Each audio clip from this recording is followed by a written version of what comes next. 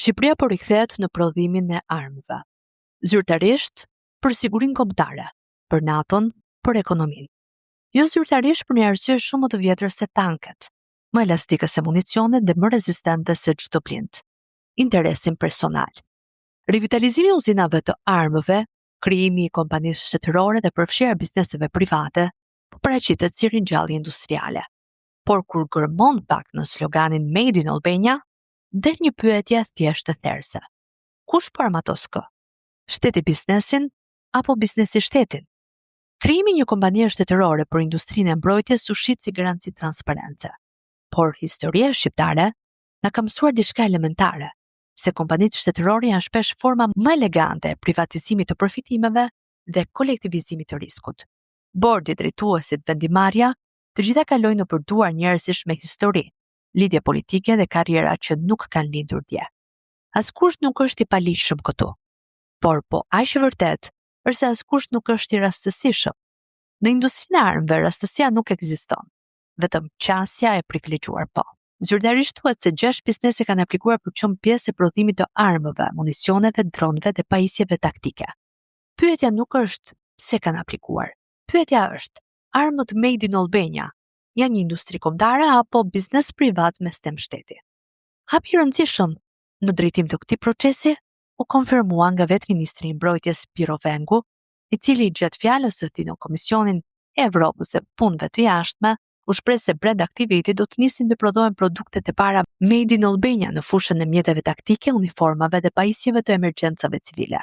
Ministri, përveç këtij lajmi të madh që e pozicionon Shqipërinë sërish në industrinë e armëve, dha edhe një detaj të rëndësishëm për nënshkrimin e 6 kontratave dhe krijimin e 6 kompanive të përbashkëta shtet-privat, përmes ndërmarrjes shtetërore Kajo dhe partnerëve privat.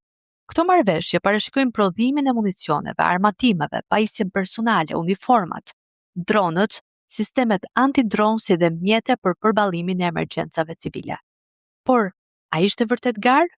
Pyetja është, se si u bën këto 6 emra të përshtatshëm për një sektor kaq strategjik?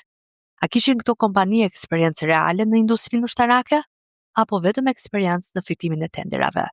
A janë këto kompani prodhuese apo ndërmjetës që nuhasin sektor ku shteti garanton blersin?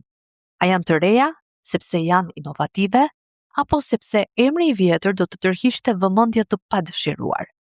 Në Shqipëri, një kompani e re nuk është gjithmonë fillim i ri. Shpesh, është kapak i ri me një kavanos të vjetër.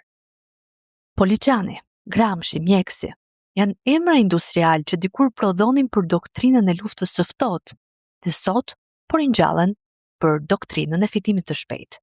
Rivitalizimi i uzinave tingëllon patriotik, por në praktik ngre shumë dyshime legjitime. Kush do ta marrë kontrollin real të linjave të prodhimit? Kush do të vendosë çmimin e kontratave? Dhe kush do të garantojë që këto uzina nuk do të kthehen në depo publike për kontrata private? Dhe kush garanton që këto uzina nuk do të kthehen në depo publike për kontrata private?